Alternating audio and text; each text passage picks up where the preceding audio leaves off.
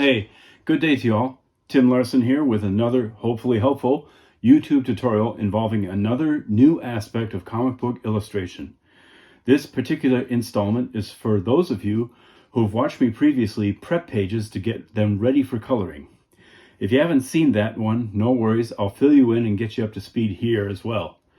To recap, the elements of a color page are the black line, the gutters that separate the panels, the colored lines, and the color as a whole, its masses and its patches that exist underneath the black lines.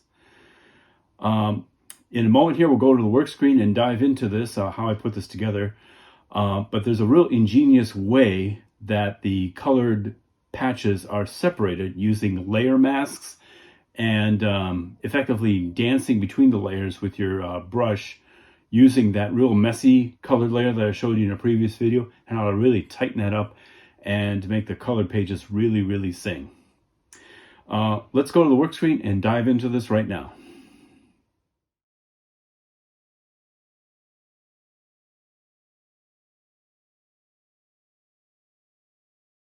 Is my kind of continuation of coloring on how to go from a black and white image to a colored page with extensive use of layer masks.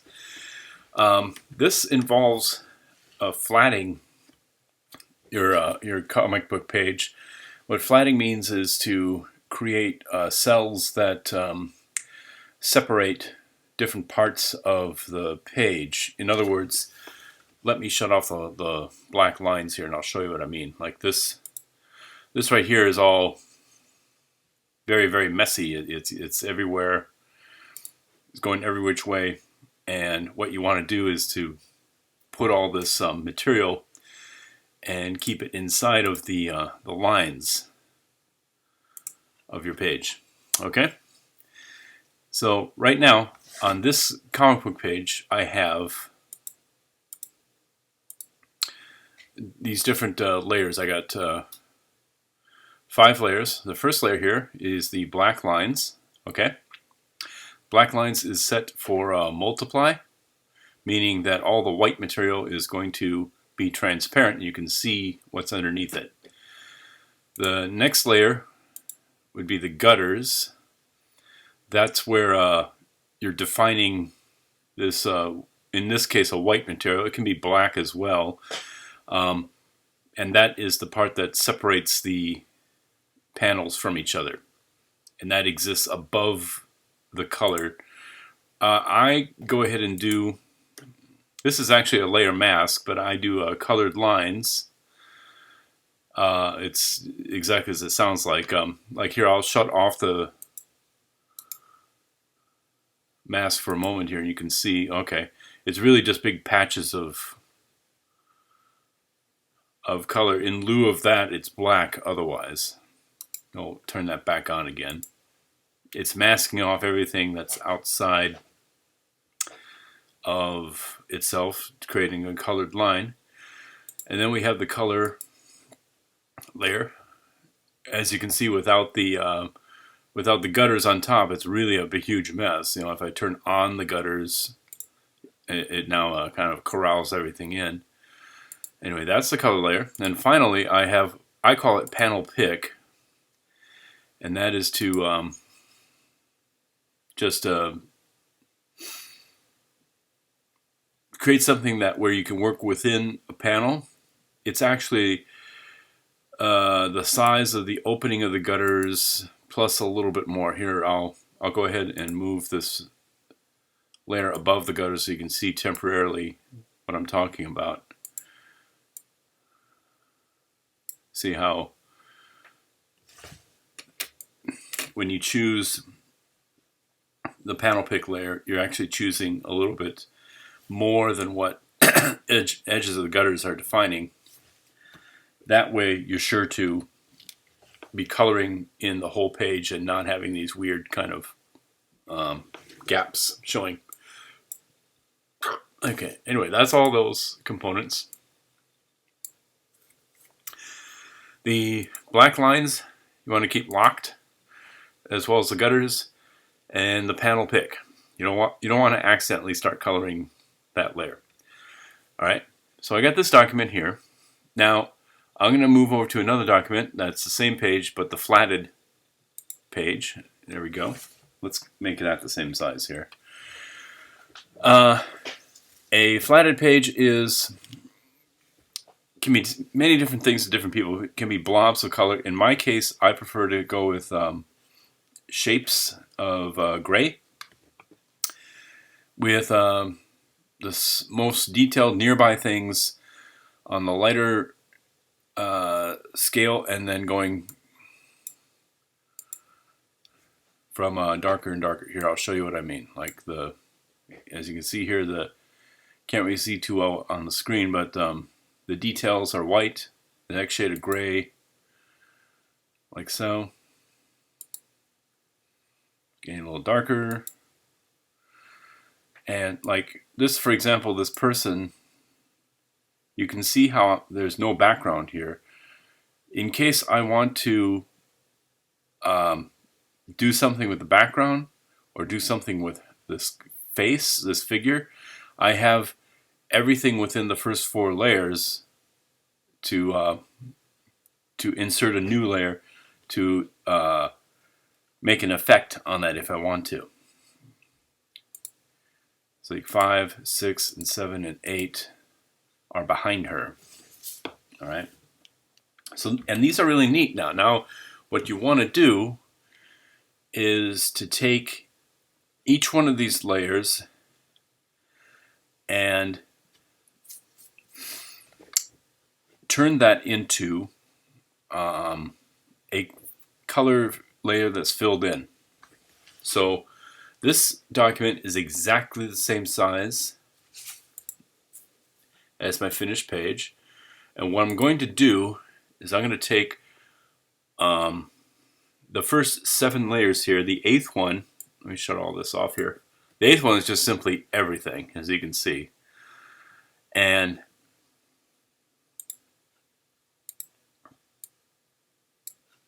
that can just be this here. All right. So let's, and what I'm going to do is, what I'm going to do is have, instead of these shades of gray on each layer, it'll be a copy of that color layer, but with the colors cut out. All right. And here's the process that you want to do. You have your page that's flatted, and you have your page that's color. Both are the same size, both the same resolution. In my case, I have 1990 pixels by 3076 at 300 pixels per inch.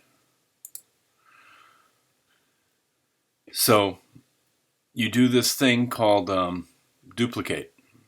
All right, so we'll start with the black and white image here, and you can do this layer by layer, but you can also do this by highlighting, holding on the Shift key, and just adding each layer. Then I believe once you got that highlighted, you do a right click on your mouse and it says duplicate layers. Okay? And we're going to move them over to the other document. In my case, it's called ME4_colors_26. It's right here. Okay. And what you're doing is moving these layers over to that document as a copy. You're not cutting them, but you're copying them. Okay. All right. Now we're done with this flatted layer. We can shut that off. It's going to ask me if I want to save. No, I don't save. Okay. Now you can see I have these all on top here, right? Now what I want to do, I'll shut this off temporarily. I'm going to work with a color layer here, and I want to duplicate this. So we'll do the right click again, duplicate, only we're going to just put it in here. As you can see, I just made another one here. Okay, they're exactly the same. We hold down the Shift key until we get 7 more of these, 8 altogether. I got 4 now, so let's go ahead and you can also hold on the Shift key and select there. You'll just jump ahead to the next layer beneath it that you selected. Okay, and then let's go ahead and rename these. They say color copy 7, 6, 5, 4, 3, 2, so on. Let's just rename these 1, 2, 3, 4, 5, 6, 7, 8. So this will be 1. I'm just double clicking the name here. 3, 4, 5, 6, 7, and 8. 8 I'm not going to do anything with. 1, 2, 3, 4, 5, 1 through 7 I will. So you go up here to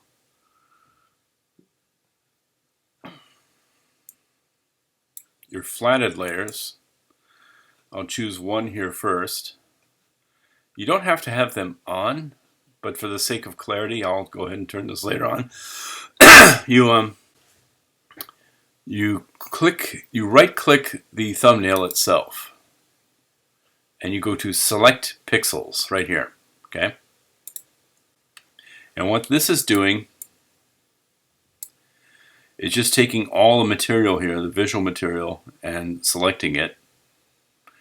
Now we go into that corresponding color layer, right? And this with 1 click way down here, I hope it stays on the screen, but it's at the bottom here. It says Add Layer Mask, and you click that.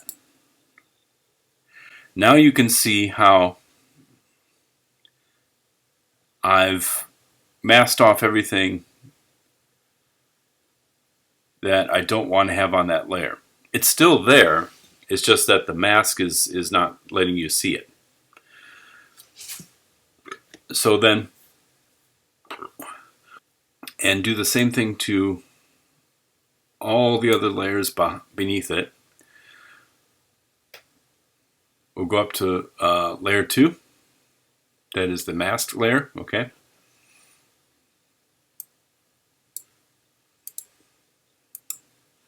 That's the next one down. And oh, we can get rid of this one right here that we just created a layer mask from. So let's go ahead and do that. Okay, so I got layer 2. We'll right click again, select pixels. Okay.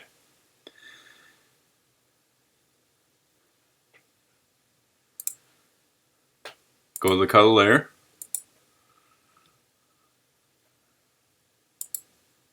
Create a mask. Okay. That means we can now get rid of 2. And like I said, you don't even need to have these turned on. Go to the flatted layer. Right click, select pixels. Go to the color layer that corresponds with it. Create a layer mask.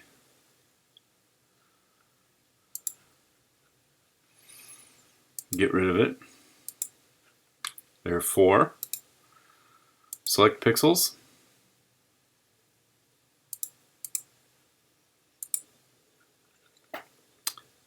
You can see how we're slowly starting to put everything back together again.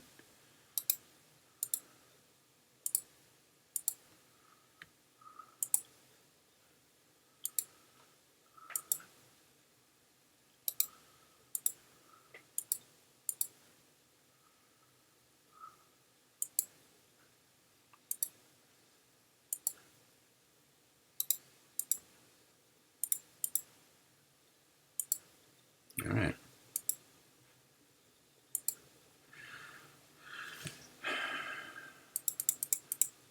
These are all the masked off layers. And we'll turn on the last layer as well. And now it looks like we have something. We're right back where we started. It looks like the same thing. But here's the fun part, is that I've actually duplicated this layer 8 times, but with each layer above it, more and more material gets cut away. And then finally we have the gutters. Let's turn that back on. Turn on the colored lines. And then finally the black lines. So really what we're doing is we're going to be playing with these 8 layers underneath. You don't have to have 8 layers. You can have 4. You can have 2 really, however many layers you think you need to complete your comic book.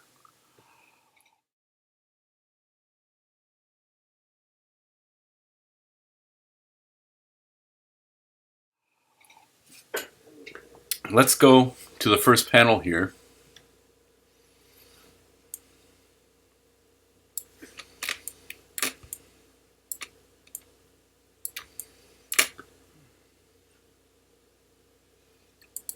And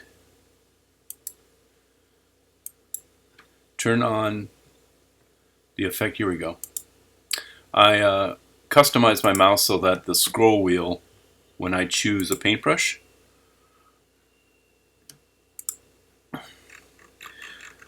it's got the round brush tip, but the scroll wheel, when you scroll up and down, it changes the size up and down.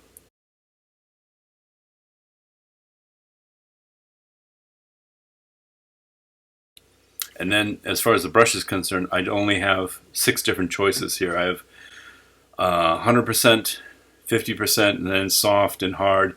Then a few at the very bottom are 30% for just a real subtle look.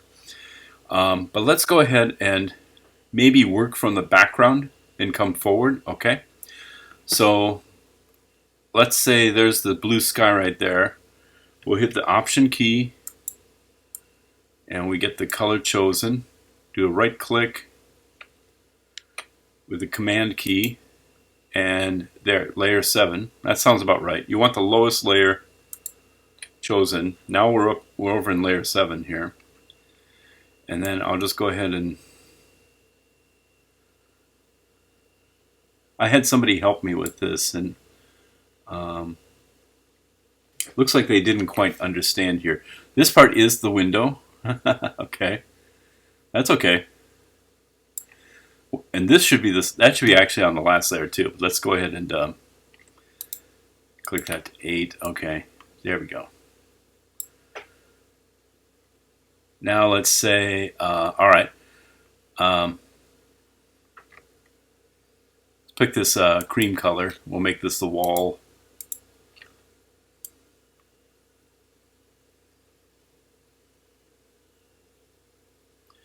There we go.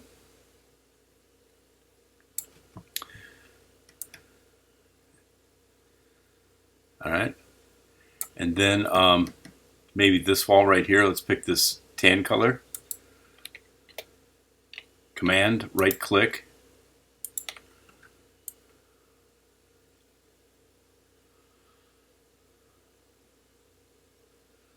This isn't exactly the way I would have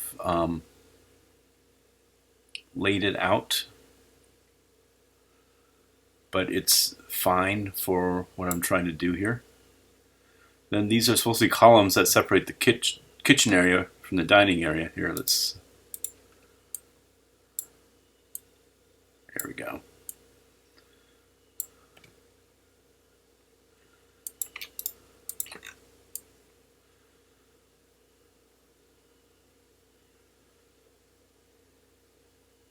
You can see how it's starting to become something now. The dining set here, let's choose that kind of coral color there, color of salmon. That's on layer 5.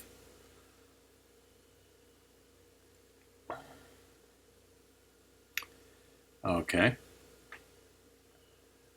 It looks like the person flatting understood that part. That's good. And then let's go over here.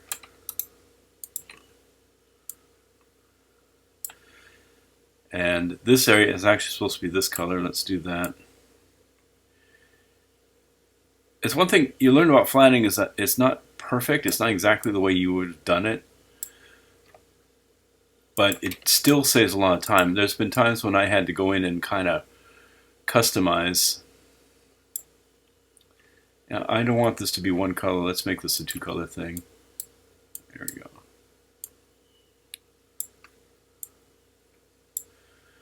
What I'm doing is using the paintbrush tool and color picking what's something that's right there already. It's really a process of cleaning up. Imagine if you were a kid and you had your crayons and you had your coloring book and you made a real mess of it. Like, Nothing's in place where it should be.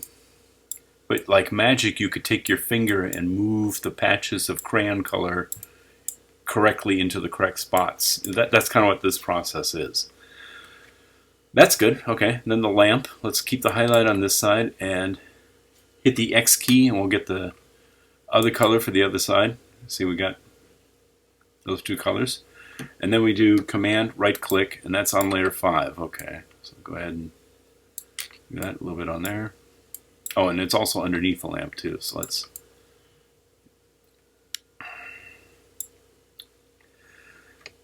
and do the same business way up here. Chances are up here, half the stuff I'm coloring is going to be covered up by the word balloon anyway. And let's go back to the dining set. We'll pick this nice dark brown color. That's the dining table, I believe. Actually, there's a close-up of the table. Let's color pick that and get the top of it. There we go. Just so everything's correct there. Let's get the floor. Yeah, I got too much of a ochre going on. Let's pick that color, and I'll choose 50% and go to that. I guess that's layer 7. Okay. Then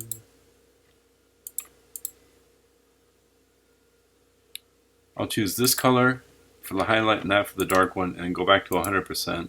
I'm still on layer 7, which is the floor.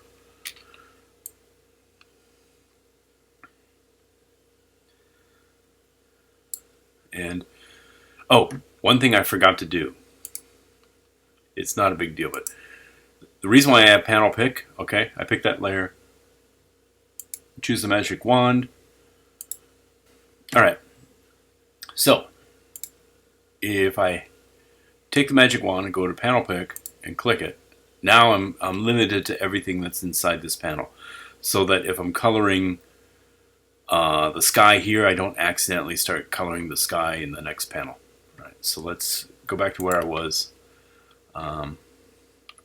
which was the floor was done. Let's do this wall here.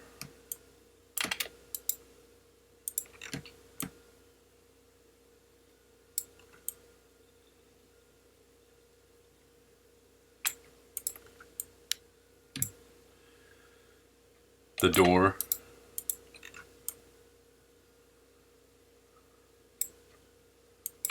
And I hope, was this a separate layer? No, it didn't get done. That's okay. That's what I'm saying, like, had I been the one flattening this page, I would have made this into a hole where it shows the next layer, but that's okay.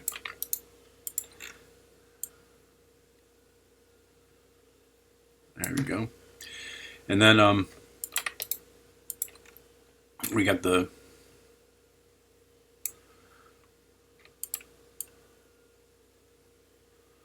ceiling here.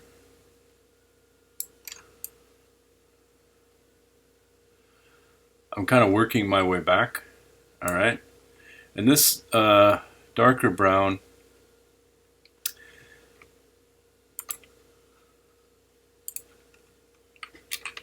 I want to save it. So we'll go ahead and finish this out, but I got this set at 50% opacity. Let's just kind of throw in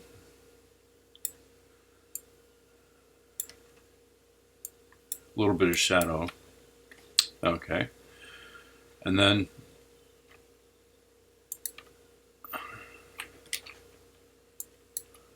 we'll pick two colors for the rafters here. Go back to 100%. Command right click, and that would be layer 6, I believe. Put in the dark layer, or dark color first. And then hit the X key, we get the highlight. Let's do, there's a trick to the brushes. If you don't change the size of the brush, you click at one spot, you hold down the Shift key, it goes right to the next spot you click.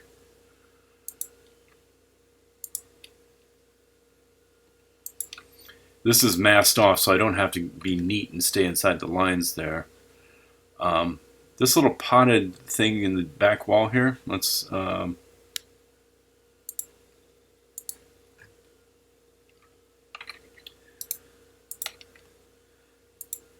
I have the brush set at 50%, and then the base,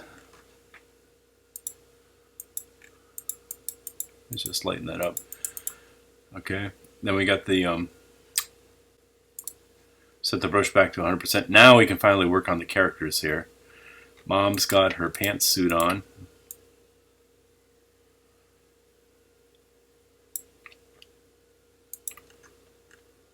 And her scarf. That's all on the same layer.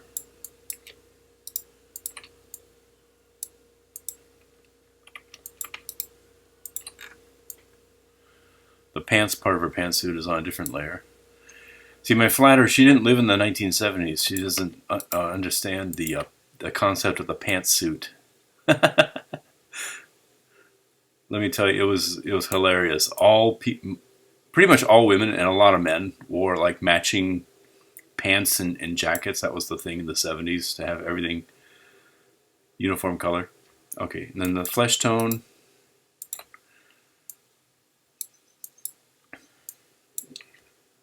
That's actually layer, oops, that's layer 2. Okay, 2.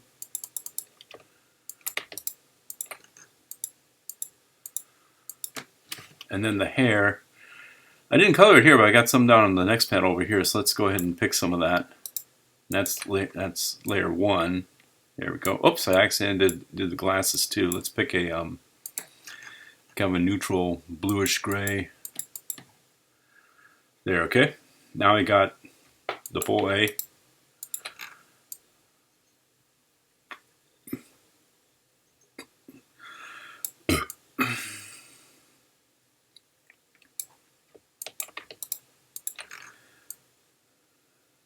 All right, and I wasn't timing myself, but I think that this whole panel took maybe what 10-15 minutes.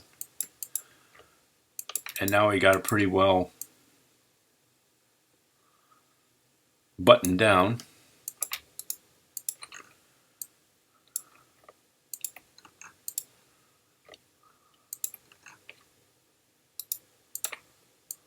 Oh, wait, that should have been gold.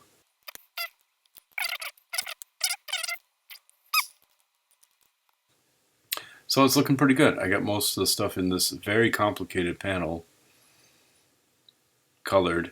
I turned this, let me turn off all the layers above here.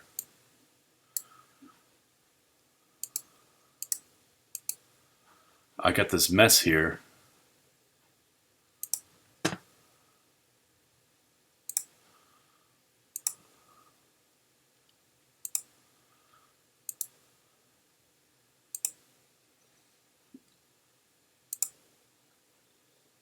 Tightened up, going into each layer.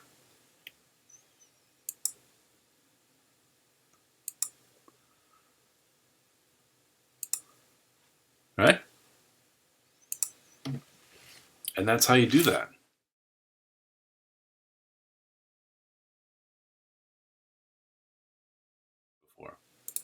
Okay, so let's go ahead. Let's make this real simple here.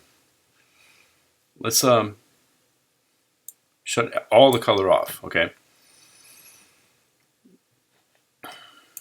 I got my black lines, and we'll turn on the colored lines. The colored lines is actually a mask.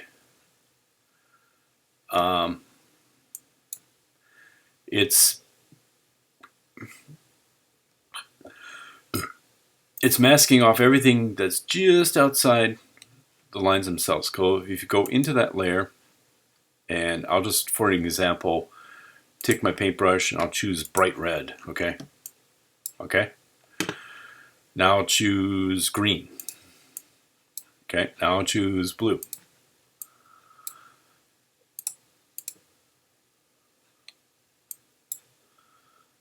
And you can see, going back to black now,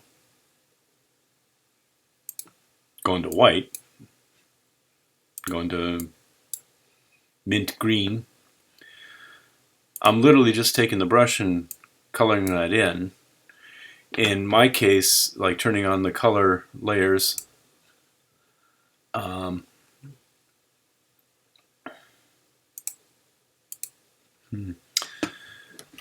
she probably will need like a dark blue for the eyes behind the glasses, so let's just do that. And then I've got that first layer turned on, so I'm just kind of taking this easy step by step and showing you what I intend to do. So let's choose a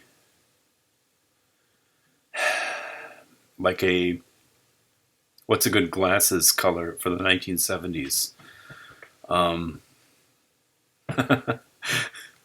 Brown. Everything's brown. Well, she's got a green scarf and her glasses.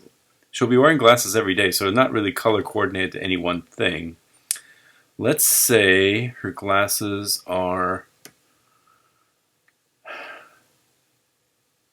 like a deep olive. Okay, we'll just go with that.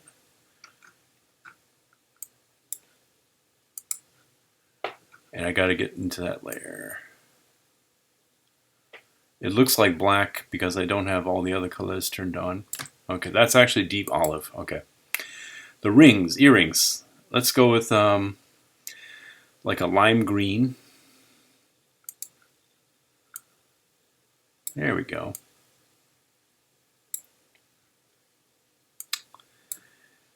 And the lips, she put lipstick on. Let's choose like a,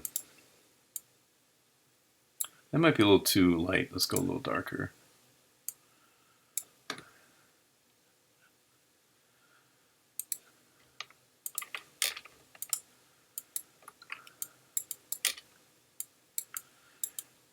I'm using the 50% opacity, just kind of modulated here. A little wisp of a shirt, undershirt shows there. Let's color that. This is actually her jacket. My flatter might have thought that was a wedding ring on her hand. She's widowed, actually.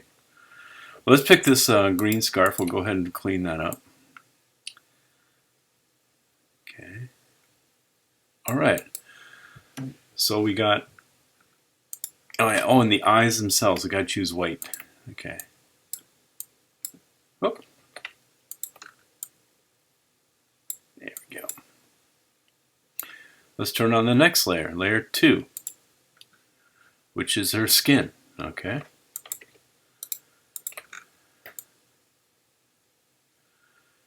And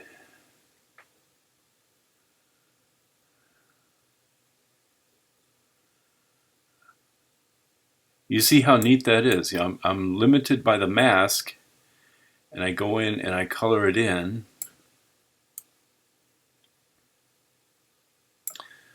Okay.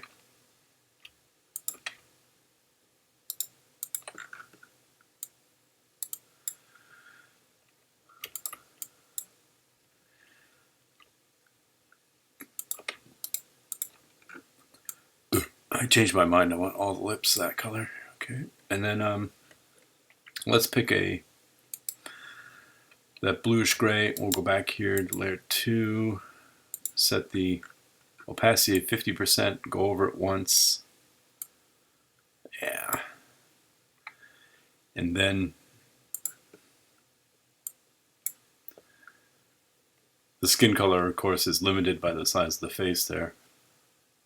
All right, so let's go to layer 3, turn that on.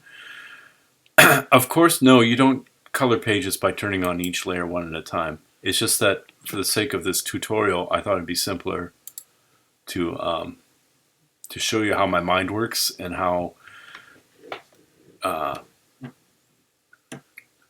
coloring going from one layer to another layer to another layer, you can kind of see how the structure of this page is coming together. Is taking that color layer that's real messy, cloning it, you're making copies and copies and copies until you have 8 of them, taking that flatted document, duplicating, transporting those layers over to the color layer, and then cutting up those 8 layers, really those 7 layers, because the 8th one doesn't get changed. It's way on the bottom. But layers 1 through 7 get cut up so that you're only working on the stuff you need to be working on.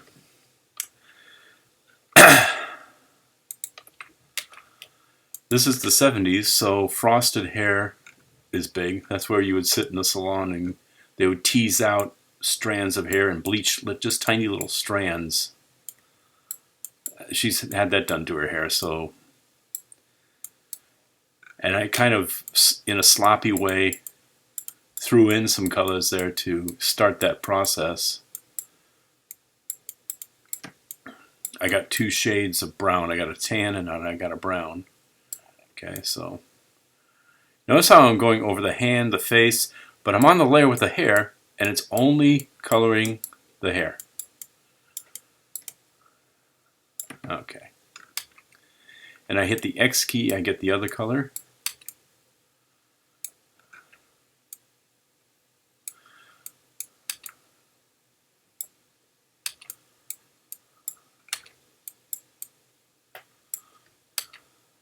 That looks pretty cool. Yes, women did go around like this. Actually, it was a pretty cool look. They don't do that much anymore. It's kind of a lost style. It's not frosting the ends of your hair. That's big today. But it's like just kind of going through the whole scalp. They would have these weird rubber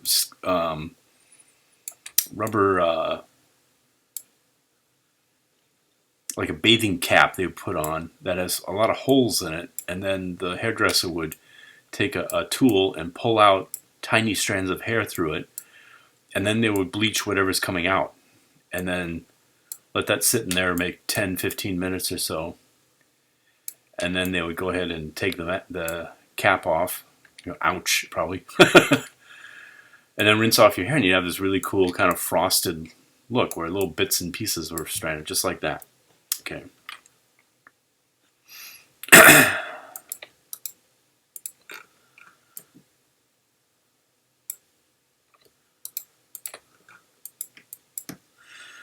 The purse strap, let's make that a different shade. Women generally didn't coordinate so much where the purse matched the jacket, but it would be another, yeah, there we go, like another form of brown, in this case kind of a plum color. Let's go to the next layer. Okay, there's the rest of the jacket. Let's go ahead and color pick that. We're in layer 4. Clean that up. I see I got a highlight here. Let's pick that. And now we got in our two-tone color choice. We got a high one and a low one. Let's go ahead and just kind of, she's right at the door leading outside, so let's go ahead and give that a little bit of a look. All right. It looks like she's pretty well done. I might want to do something with the skin. And here's a key, like you want to add a highlight to the skin. You just click the thumbnail. And I have it set to hue, so I just move that little dot, the chooser dot, over a little bit, and you see how the new color is a little different from the current one. In fact, here, I'll back up here. What I do sometimes is I'll color pick one for that layer, switch X to get the other one, and so they're both the same, okay? But then I'll pick that top one and do what I just did. I'll move that up. So now I got a highlight. Oop, I need to get in that layer. It's on layer 2. Here we go. There we go. And let's say I made a mistake, like, oh, no, I don't want it on this side. So I hit the X key.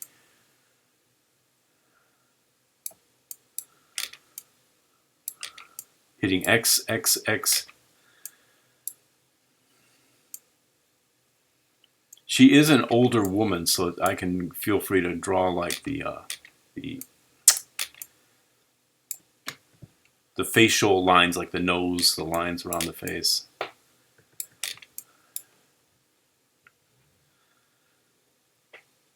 That's pretty cool. I'm not going to do the neck. You can really overdo a lot of this stuff. You want to just kind of back off and have a sixth sense about this, that how much of a change you're going to make. I'm down to layer 4. Let's turn on layer 5. Okay. I hope you guys are kind of seeing how this works then. And when you're actually really coloring your page in Photoshop using layers, you have all the layers turned on, and you just simply know. Like, you just right click it with the command key, and there you are, boom, in that layer. Let's go to layer 6. This panel does not have anything on layer 6. Okay. Layer 7, nothing on layer 7. So it's down to layer 8. Okay. There we are. And the interior of the house. Actually, here's the colors. The door frame and the house. So I made a mistake. The door frame, let's go. Okay, it's really that kind of a color. And the door frame goes up to there.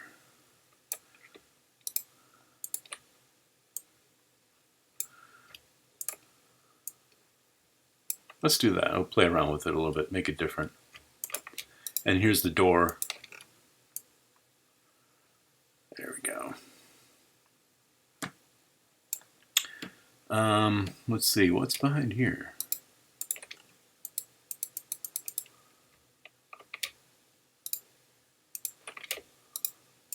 Oh, okay.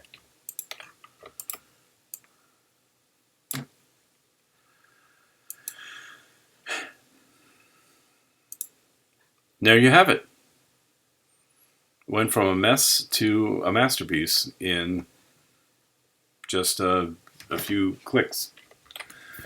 And yeah, she's got the door open, so I could possibly add more light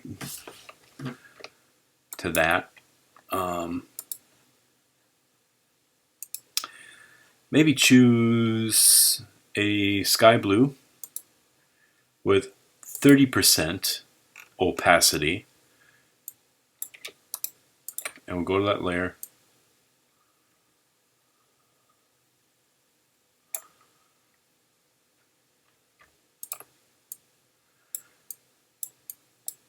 And just give it a real slight bump there.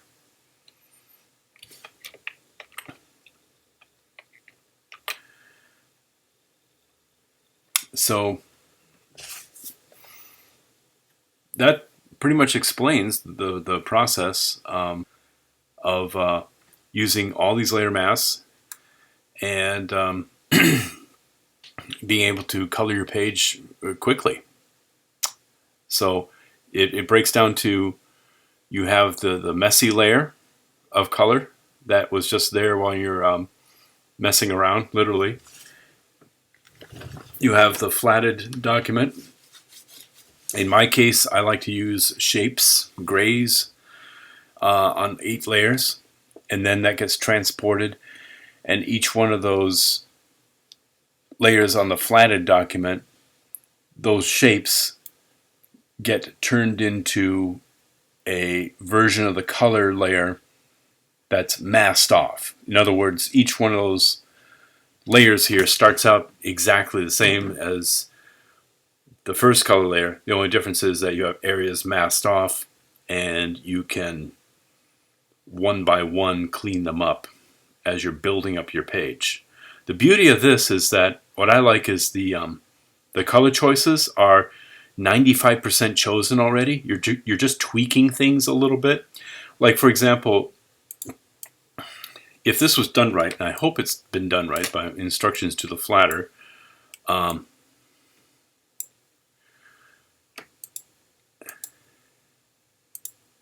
okay, great. Layers 1, 2, 3, the boy here, exists on 1, 2, and 3. So if I wanted to create a an effect and make him a little darker, I could insert another layer, and I believe you go to the mask and you choose with the right click, you go add mask to selection, and then the next layer, layer 2, the same thing, add mask to selection. There. You see how now I've got all of him here. Let me see what I got. Yeah, actually this is he's selected here, okay? So what I could do is I could create a layer on top of number 1, a new one, and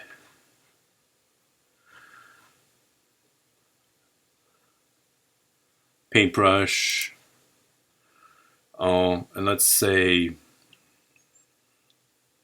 like a dark brown and 30% opacity. Now it's being done to all of it, you see.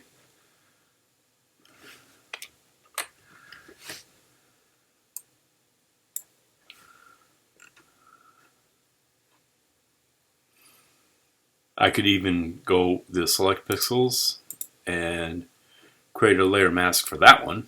Okay.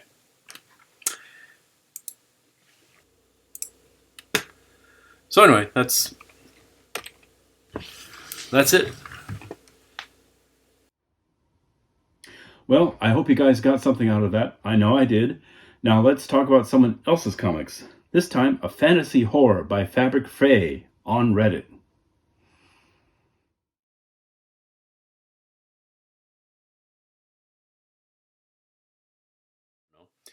Let's back up here, okay, and start at the beginning and just look at this 5-pager from a structural point. There's a few artistic challenges I can see that Fabric Faye tried, and they made a really good, strong go of it. And I think you should always try things that may not work out. But what usually happens when you do that is, even though you may not get it exactly the way the thing looks like I'm talking about the fire here to start off, you are at least developing a language. And for the sake of the comic book, as long as that's consistent, the reader will forgive you for that, and you'll go, okay, that's fire, etc., etc. And I understand that there's things that all of us are better at rendering than other things, but don't hesitate to throw stuff in that would give you a bit of a challenge. The first page here, I like the intro, the rolling hills here, a little bit of smoke, and we're having this dialogue with this spiritual thing, the spiritual thing having the black word balloons. And even though this is black and white, I can read these. So from a reading standpoint, it's very, very legible. It's very easy to follow this thing along. I like that. The last panel here, where it focuses on her face, or is it his face? I see fuzz on his face. Okay, sorry, it's a him. Okay, but his name is Little Mouse. He's being talked to by the spirit. Okay. So anyway, Little Mouse, he's dreaming of, or he's being spoken to by the carcass of the rabbit, and he's been traveling. Let's go to the next page. There's an overhead shot here.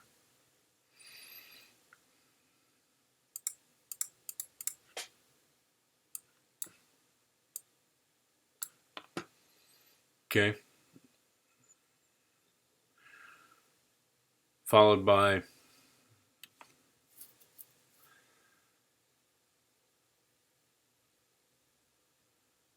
the side view, a little closer.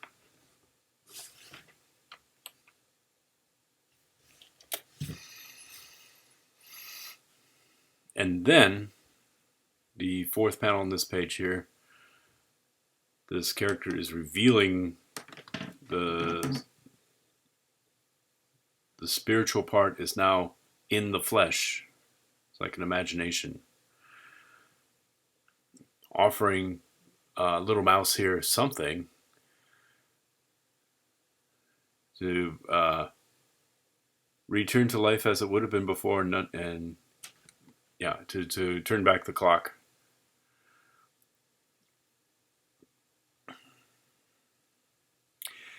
And I've assembled these pages myself where it's left, right, left, right.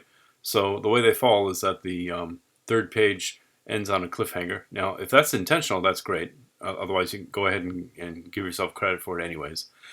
The onomatopoeia here, the sound effect, that's needs a little bit of work.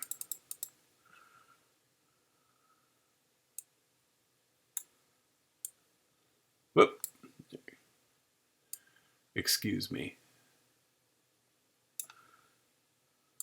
There we go. Okay. This needs a little bit of work here. The splack. Only because it's not working the way you want it to. It's scratchy, dark lines. And it's not announcing a sound. The fireball, it's got black edges to it. Again, this is something where the more and more you start drawing, the more you can kind of take this kind of a scene and get a little bit more coordinated, a little more capable of rendering this. The fire and the light is a tough one. How do you draw a light? After all, I don't have any easy answers for you.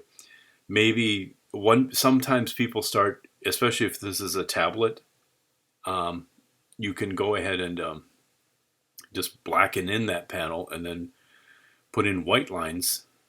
That's a whole different aesthetic from what you got going here. It's tough. It's tough to figure that out and to make that really work. I would say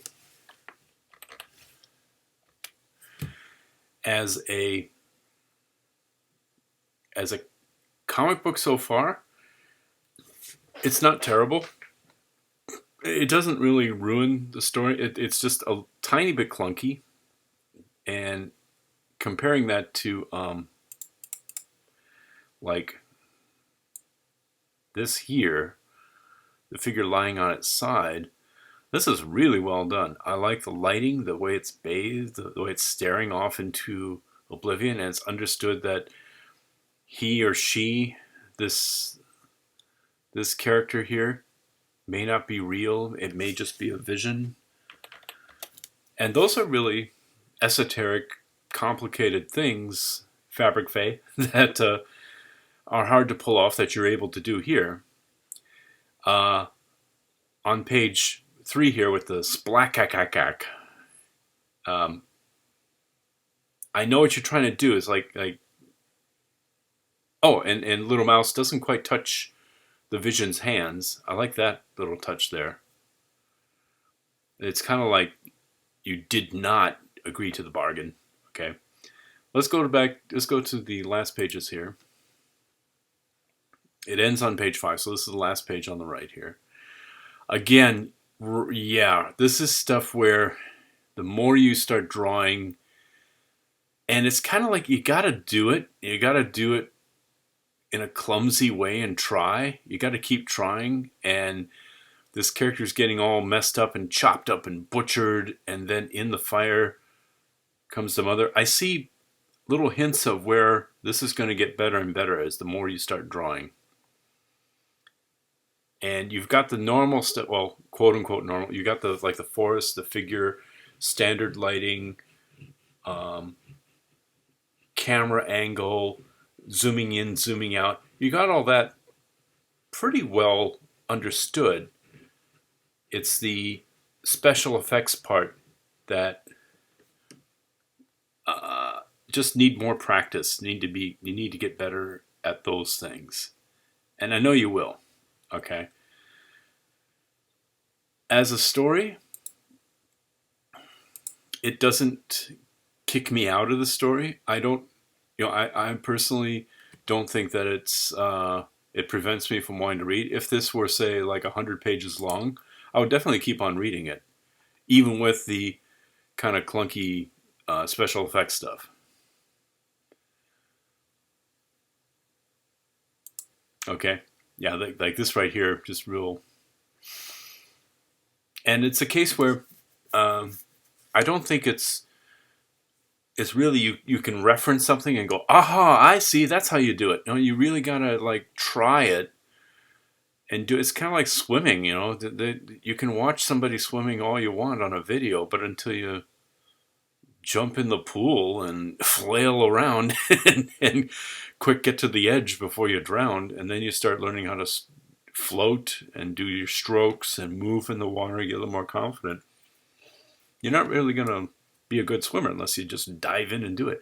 Same applies to some kinds of drawing, like drawing extreme violence or flaring light, or basically drawing stuff that's in your mind, but you don't have a clear way of representing it yet. But you will. You'll find it eventually. This right down here shows the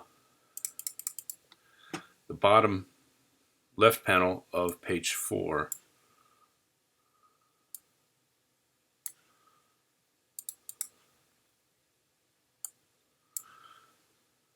Shows a lot of promise. Like, this is part of your supernatural part where the mom. Now, wait a minute. I'm getting confused because there's fur on the edge of this person's chin as well. The mother, are these creatures that have hair on their faces if they're female or male? It can. Yeah, it's all right. Oh, wait. Yeah, it is mom because there's the baby.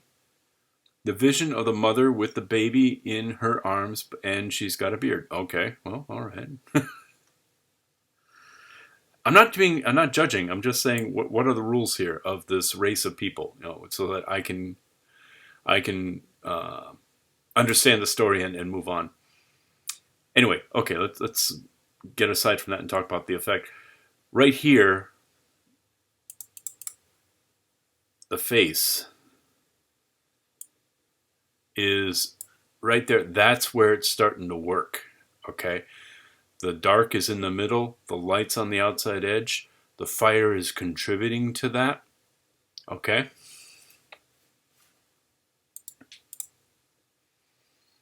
but then going further out, the fire is squiggly lines. And sometimes when it's a color comic, then you just make those red lines, or you just put in the color of fire. And it's really tough when it's just black and white.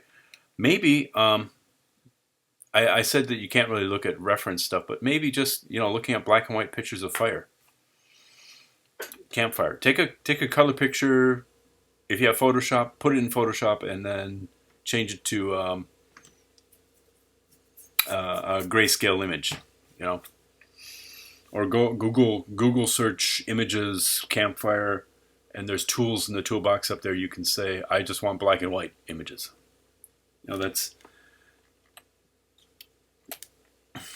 That might be one way of kind of looking at stuff and going, okay, here's the rules of a shape that is made of light that creates shadow, and how I can understand that. And I see the beginnings of where you're getting it better and better. And that is something that can make your artwork stronger.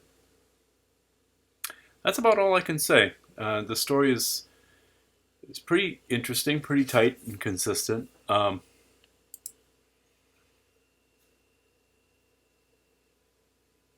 Even though we're just kind of thrown into it, we jump into it.